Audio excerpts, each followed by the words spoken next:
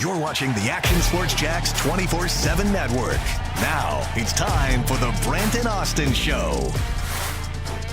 Here we go. There are the draft picks now. That third round and fourth round gets pretty interesting for the Jacksonville Jaguars. It's a lot of capital right there, and can they find difference makers?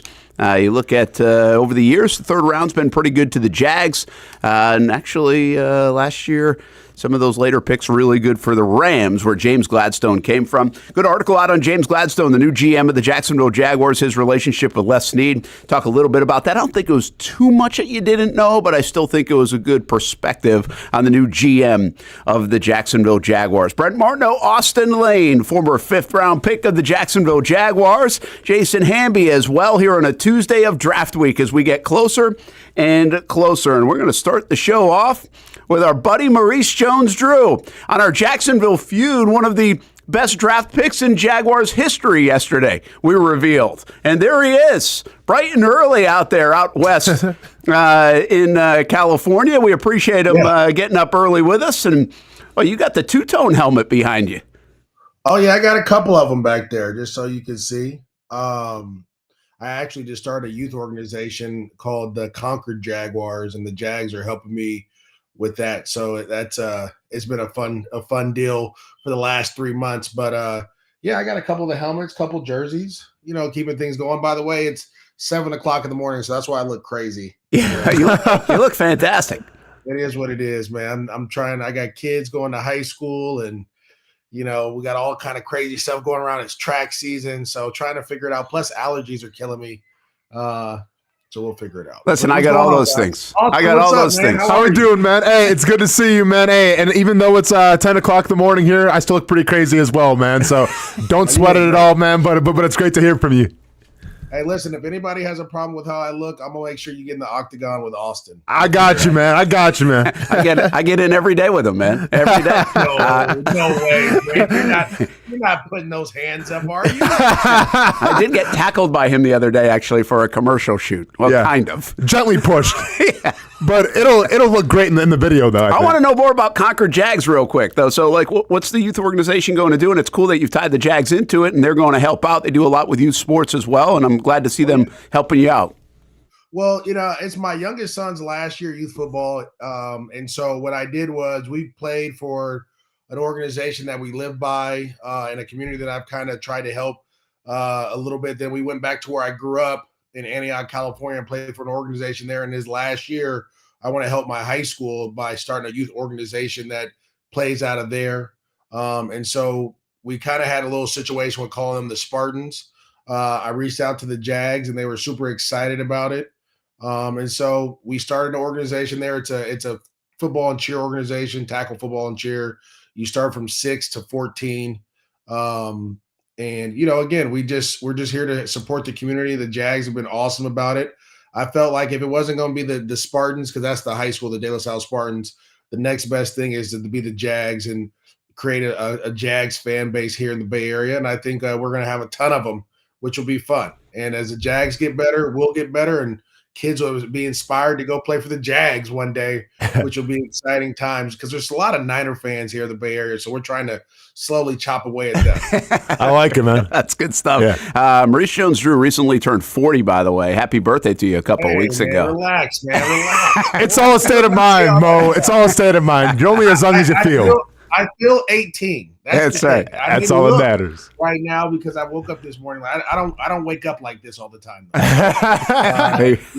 I'm more in my Beyonce situation where I wake up a little bit better than this, but it's just allergies and a lot of other stuff going on. So we're you look great. Hey, there's the story about you wearing 32 because all 32 teams passed on you, and I wanted to take you back to that draft. Like, how pissed were you really that teams passed on you? Or was that just kind of like, hey, I'm going to use this as a little bit of a chip and motivation, and that's what you guys do as athletes. You try to find some of those things. But were you genuinely mad back in 2006 coming out of college? Oh, man, I was furious. I think, Brent, you know me, and Austin as well. I take a lot of things personal. I used to back in the day take a lot of things personal. I felt like my performance in college warranted to be a first-round pick. I just couldn't control how tall I was, right? And that to me was something that deterred me. Obviously, in the last couple of years, you had Clyde Edwards-Helaire that's gone in the first round. You're going to have a couple other guys here in the near future, possibly go in the first round. We're going to talk about a guy here that's probably around the same size I was coming out. And so I guess breaking that barrier, you can call me the Jackie Robinson of short running backs to allow guys to be able to go in the first round. But I was serious, man. Like it was just a lot of guys that I played in college against that went in the first round, or I like in the similar class that I felt like I had performed better than. And I think as a younger person, I took that to heart, which now understanding the business side of it, it wasn't personal. There's a lot of people make mistakes in that draft process. And so I used that as fuel for 9 years and maybe a couple years after. I'm not going to lie. Probably still with around this time, you always had this dream about that day. But it definitely helped my career, and it forced me to keep pushing myself to be the best I could be every day. Mo, what I'm curious about, because, with my draft day experience, I was slated anywhere from like the 3rd to the 7th round. So it was a big gap of where I could go. But I remember, and I feel like a lot of players went through this, there were some teams when they're on the clock, you're just like, I really hope they bypass me and then they don't select me because maybe the team is bad or the city. And I'm not going to call anybody out. Cleveland Browns. Didn't want to go to Cleveland. All right. What was there? I mean, I know you're supposed to be a first round pick and everything, but was there a team out there, a couple of teams where when they were on the board, they're getting ready to select, where you're just like, man, I wouldn't be mad if they didn't choose me right now? No, I wanted to go anywhere. You could have sent me to Timbuktu. It doesn't matter. Like, I love football so much, and obviously to work as hard as you do throughout college and high school, and then that draft process where I thought I did a great job of answering questions about different situations or, trying to put myself in the best light. I would have went, bro. I'd have went to Cleveland. I'd have went Pittsburgh. I was on the phone with Indy right before, in the first round, before they drafted Joseph Adai. Mm-hmm.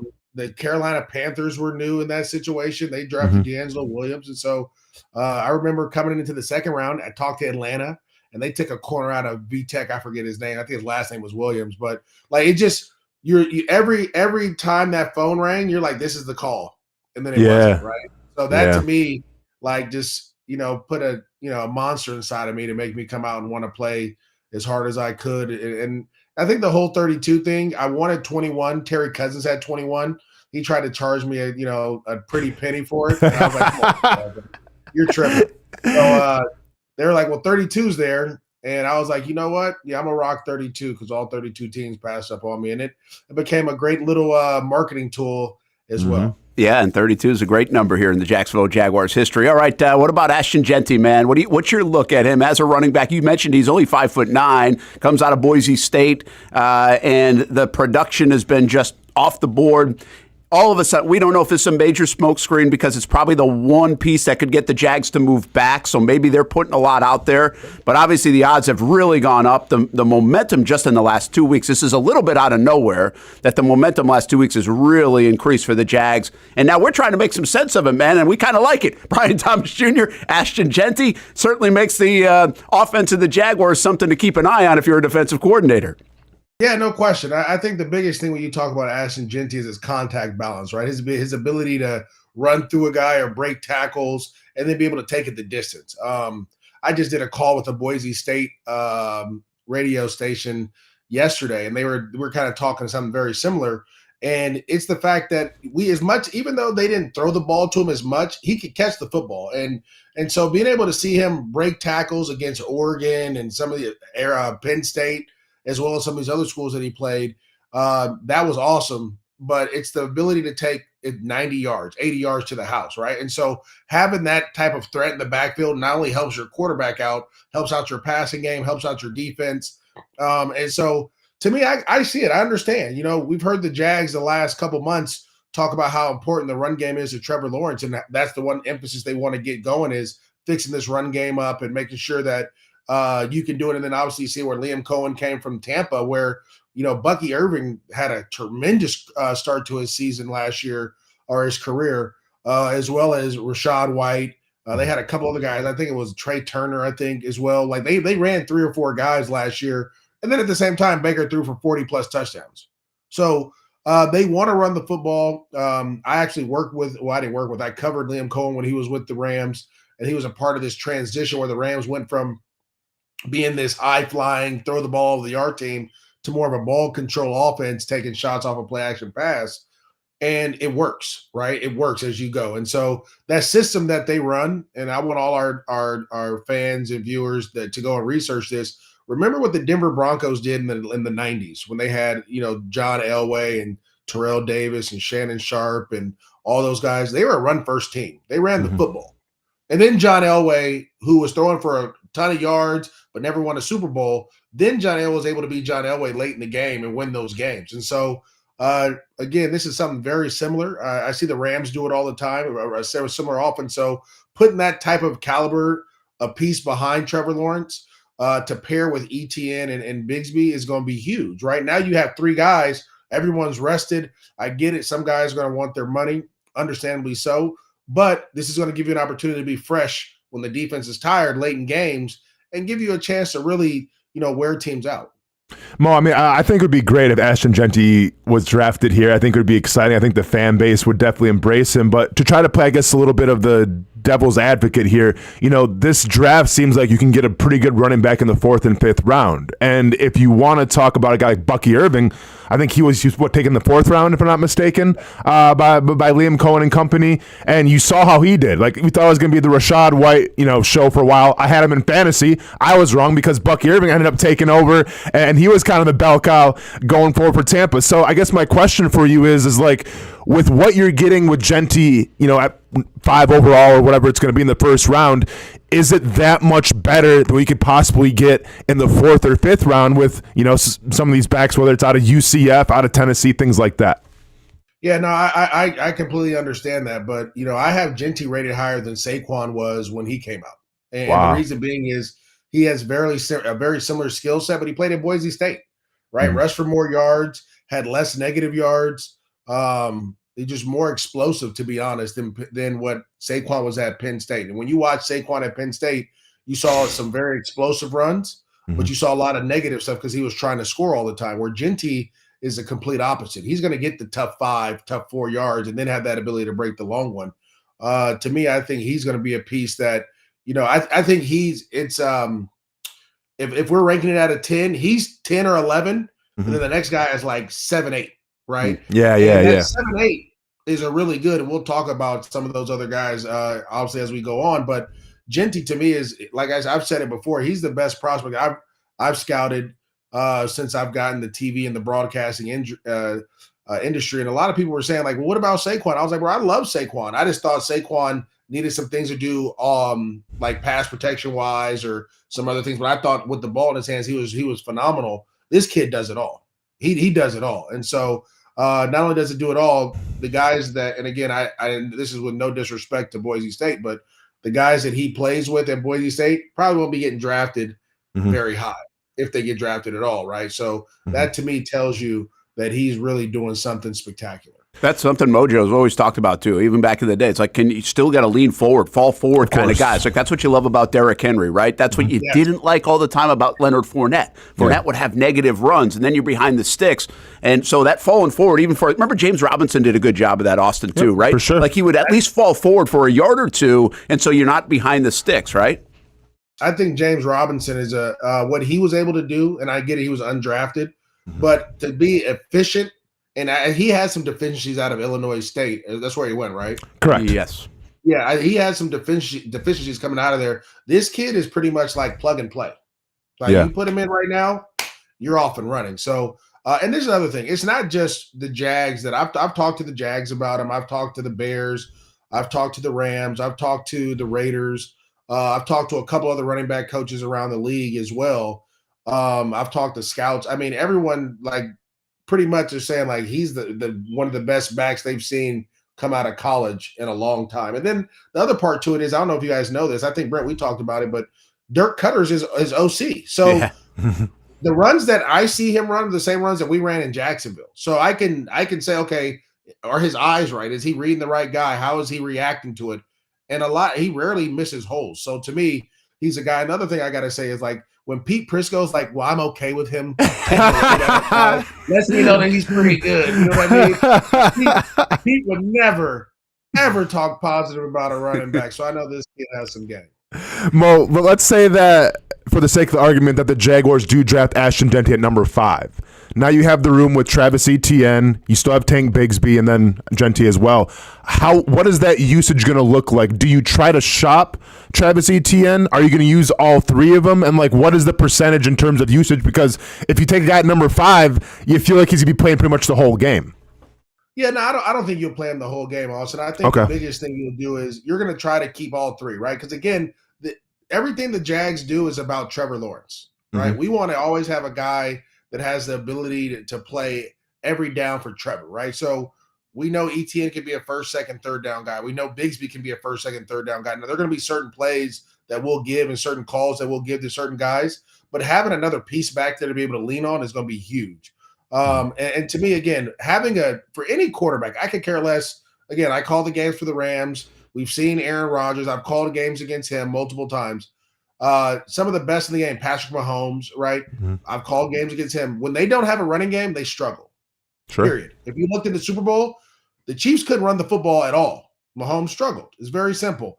On the other side, the Eagles, even though they weren't having the running success that they had all season, they were still getting 4 or 5 yards with Saquon Barkley, and that opened up the passing game for Jalen Hurts. So to me, it's like you really have to have a running game.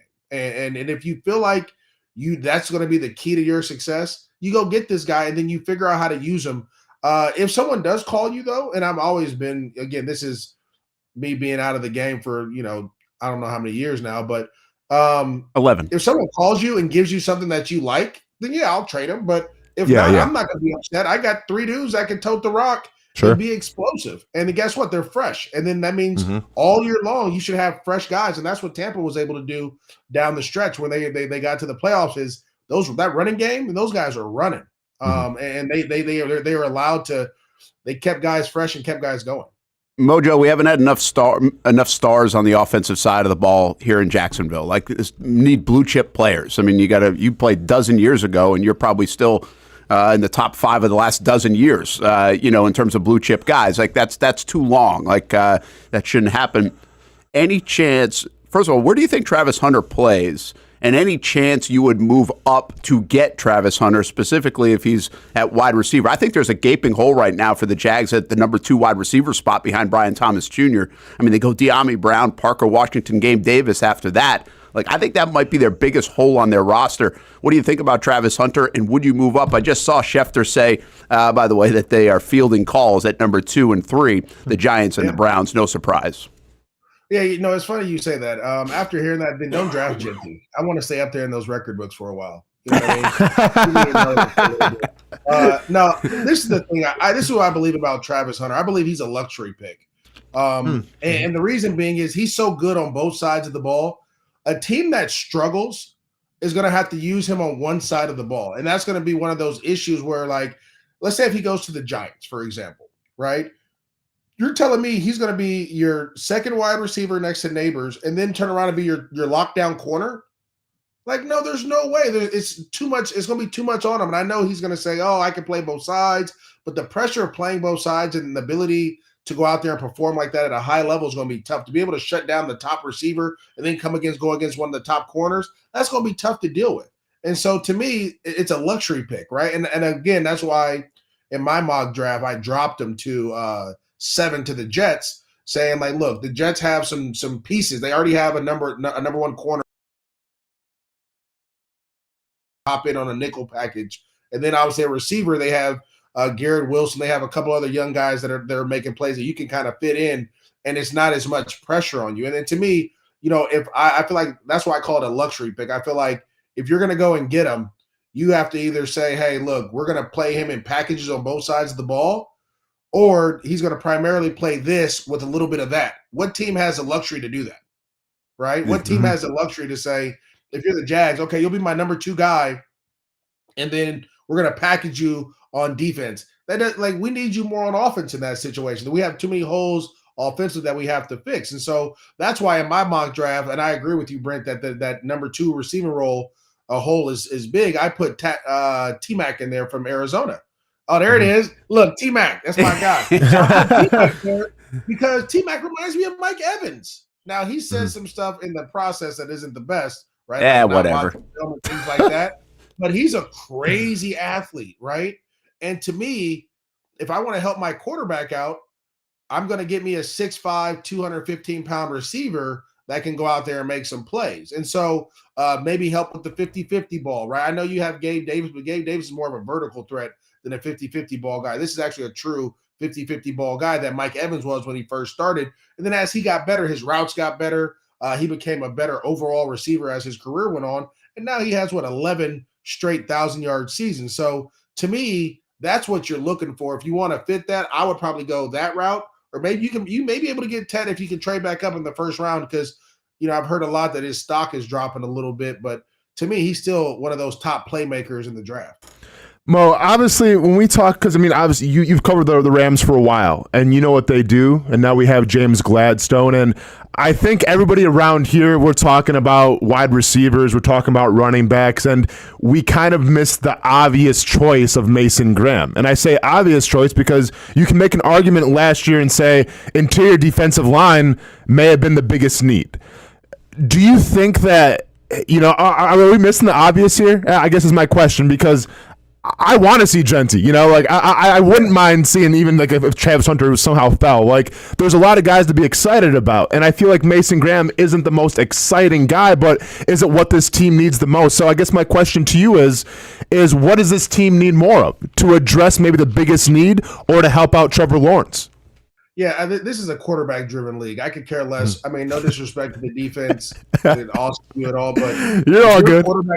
If your quarterback doesn't have weapons, if he's not comfortable, you're not going to win games regardless. Like that's just what it comes down to, right? And so, and I tell you from experience, as a player, we played with multiple quarterbacks throughout my career there, and it just sucks. Guys will get hurt, guys will get cut, whatever it may be, and now you're starting this whole thing over. So it's all about protecting the quarterback. And if you look at a lot of the if you're Tennessee, right, we're not, no disrespect to Will Levis. I thought Will Levis had a great pre-draft, and that's one of Pete Prisco's guys, but he's not it. He turns the ball over at a crazy rate and makes a lot of mistakes. We're going to go 1 because we got to fix that situation to give us an opportunity, right? At 2, there was a whole talk about Shedeur Sanders going at 2 because in Cleveland, we don't have a quarterback.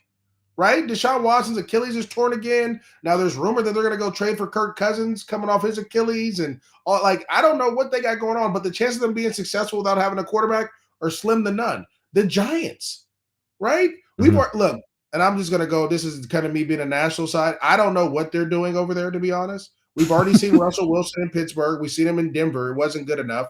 Then we've seen Jameis. Jameis has done a great job of doing some pregame speeches, and I believe that he's going to go out there and he's going to deliver them from a lot, but he's also going to throw pick sixes. That's what he does, right? Yeah. And so you need a quarterback. And so then we go to Jackson, or no, who's for? Patriots. The Patriot.